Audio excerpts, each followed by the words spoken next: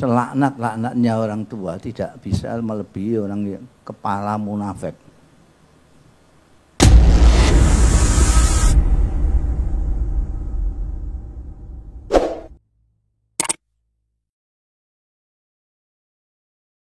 Atau saya beri waktu dulu kalau ada yang bertanya sesuatu mumpung kita ketemu Gus Mus karena belum tuh setahun sekali kita bisa diperkenankan Allah untuk bertemu beliau. Siapa yang tanya 3 orang? Tidak banyak-banyak.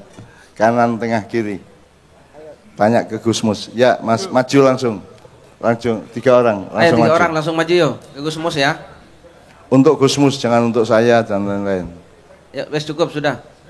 Sudah. Ya sudah, berarti 4. Enggak apa ya? Itu sudah pegang mic. Silakan. Ayo, Dek, silakan, Dek.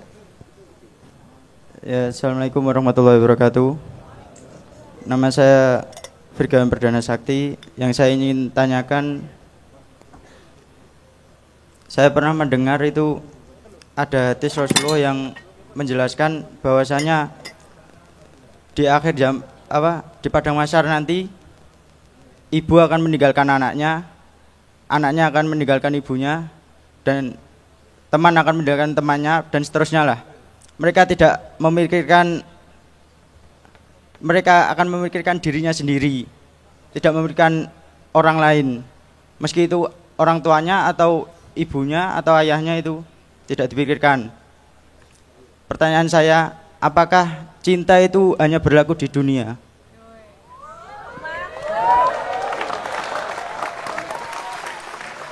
Bahannya biasa tapi pertanyaannya kreatif gitu. Oke, top. Meduro kan itu ya. Soalnya dari mana? Susah dipahami kalau ana wong Meduro takon kaya awakmu angel aku pahami. Gerobokan. Yeah. Berarti manusia purba. Manusia tertua di seluruh dunia ada di Gerobokan, Kabuh, Jombang dan di Sragen. Oke, kedua, Mas. Oke, Assalamualaikum warahmatullahi wabarakatuh. Nama saya Ujang Febi Lasmana dari Gresik. Tadi Gus Mus kan menerangkan tentang menghargai seseorang, terutama menghargai orang tua. Lah pertanyaan saya gini Gus, kita sejak kecil masih dalam kandungan sudah ditinggalkan oleh ayah, ataukah ayah itu bisa dengan orang tua perempuan sejak kita dalam kandungan? Dan sampai saat ini seorang ayah tersebut tidak memberi nafkah sama sekali kepada kita. Lah, lalu ketika ayah kita sudah tua, dia sudah lanjut usia itu mau ikut kita kembali, mau kembali kepada kami, dia sudah tua dan ingin kita merawatnya. Lalu hukumnya bagaimana, dan saya juga minta sarannya kepada Gus Mus. Terima kasih. Assalamualaikum warahmatullahi wabarakatuh. Ini juga fakta kehidupan yang luar biasa. Iku awakmu dhewe ya berarti. Ya, dewe Gus. Oke bagus, insya Allah Gus Mus akan memberi jawaban yang melegakan, rasional dan bijaksana. Insya Allah. Monggo terakhir. Assalamualaikum warahmatullahi wabarakatuh. Perkenalkan Gus, nama saya Hadi Wijaya. Saya lahir di Surabaya, besar di Gresik, KTP saya Blitar.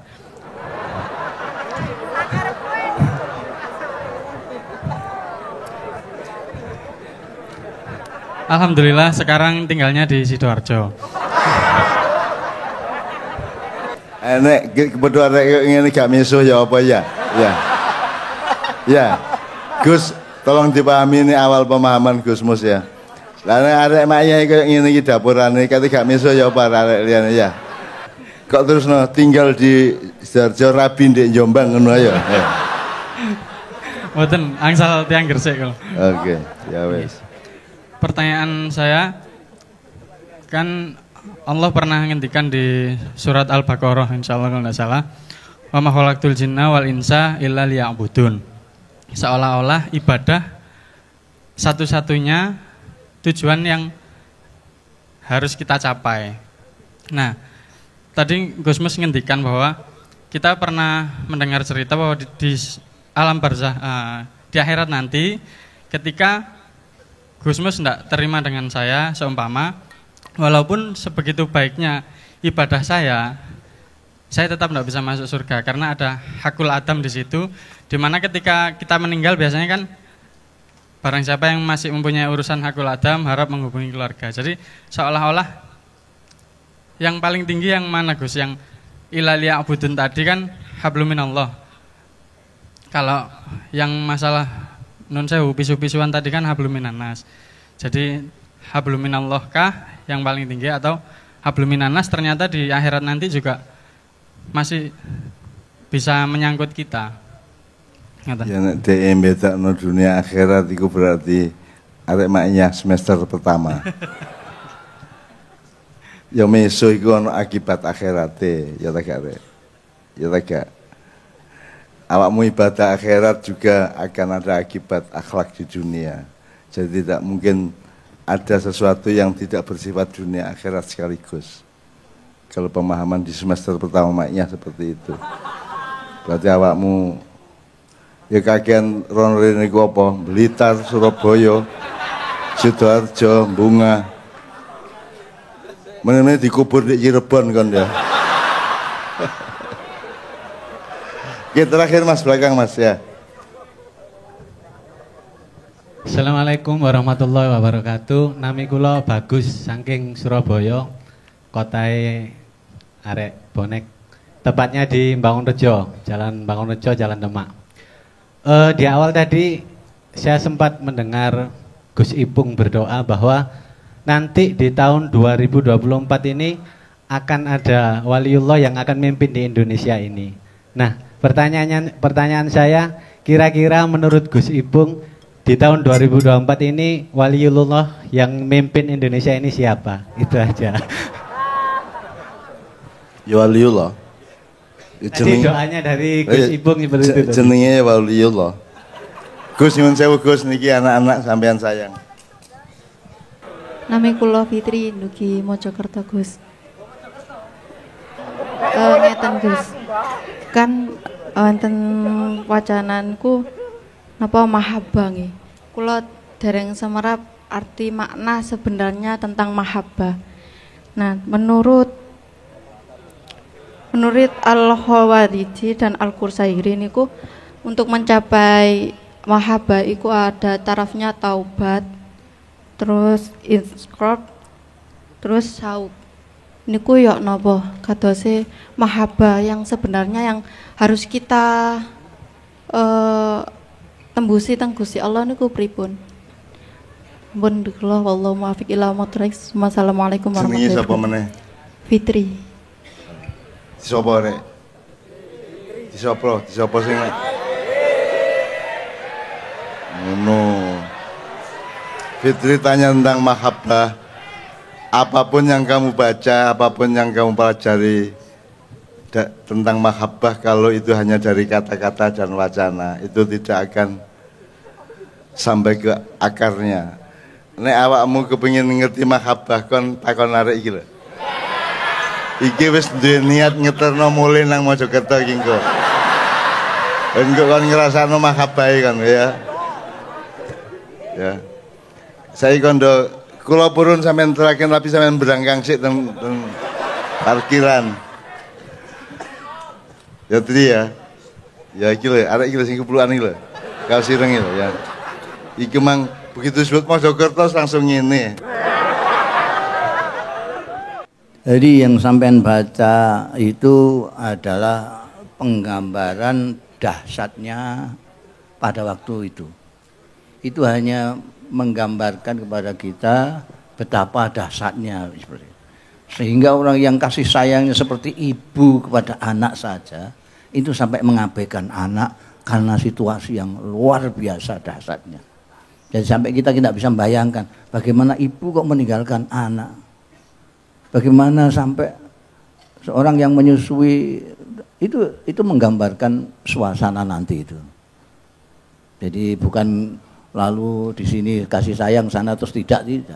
Itu tidak ada kaitannya dengan itu, tapi kaitannya dengan si suasana pada Yaumul Fazail Akbar itu ada yang menggambarkan bahwa matahari seolah-olah satu kilan dari kepala kita. Itu gambaran saja. Wah kalau gitu matahari itu menurus mengkisar, enggak. Menggambarkan bahwa orang itu nanti berenang dalam keringatnya sendiri. Itu semuanya untuk menunjukkan Yaumul Fazail Akbar. Kemudian yang itu gunanya awakmu maca sastra karena ini bukan teks akademis yang Anda baca tapi teks sastra. Jadi itu amsal, itu perumpamaan, itu nuansa. Itu ini deh ya. Bagus. Yang kedua, selaknat-laknatnya orang tua tidak bisa melebihi orang yang kepala munafik.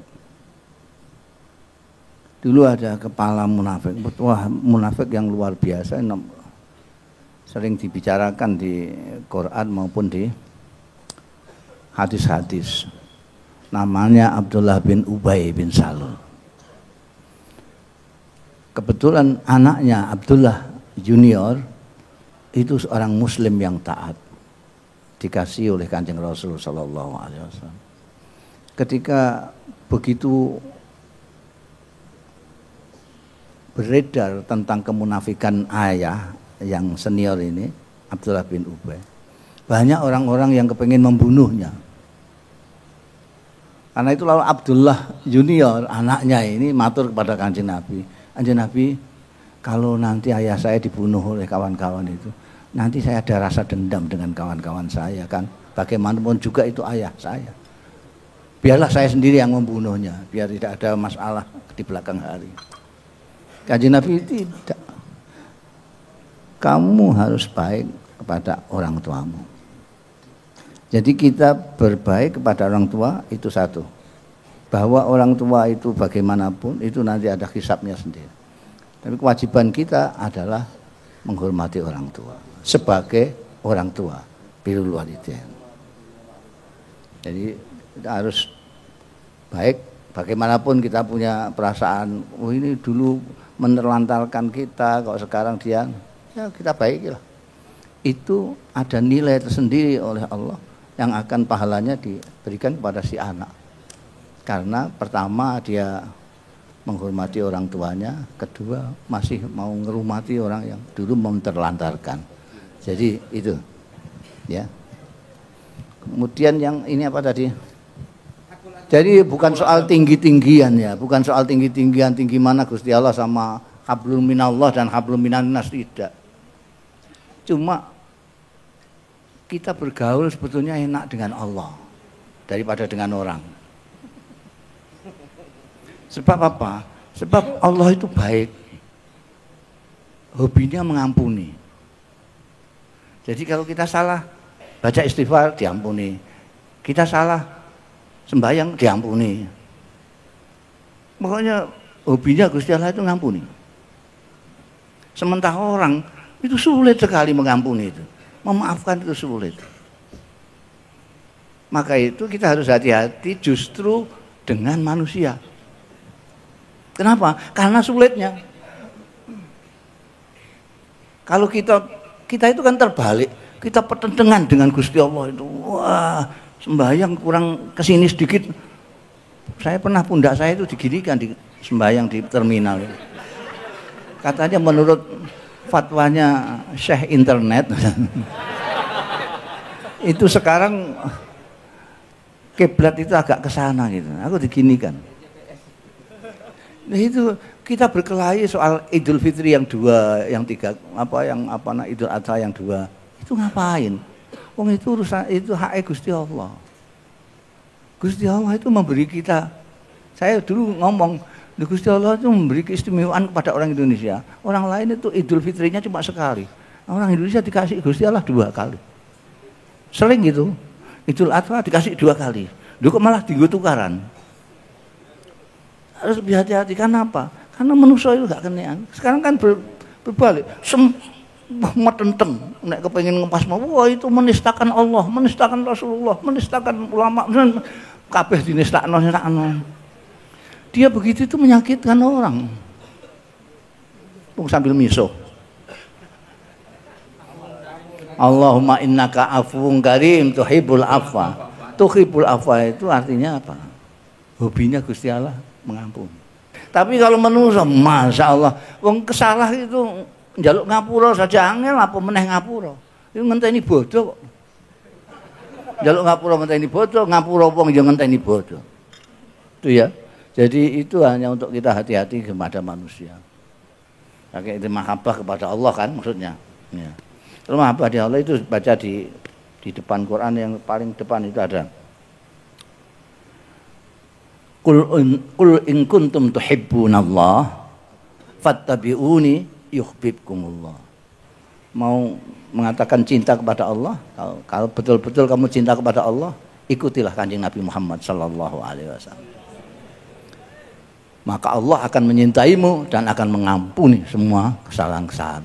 Itu isinya obrolan saya tadi kan begitu. Jadi karena kita banyak dosa, kita mendekat kepada Kanjeng Rasul sallallahu mengikuti apa jejaknya Rasulullah sallallahu alaihi wasallam.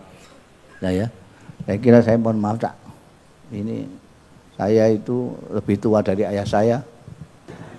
Sebelum saya masuk angin, saya pamit. Selamat untuk dengan semua, saya doakan Anda semua nanti diakui umatnya Kanjeng Nabi Muhammad sallallahu alaihi wasallam, mendapat syafaatnya Kanjeng Rasul sallallahu alaihi wasallam. Demikian ya. Terima kasih. Assalamualaikum warahmatullahi wabarakatuh. Menurut Gus, kita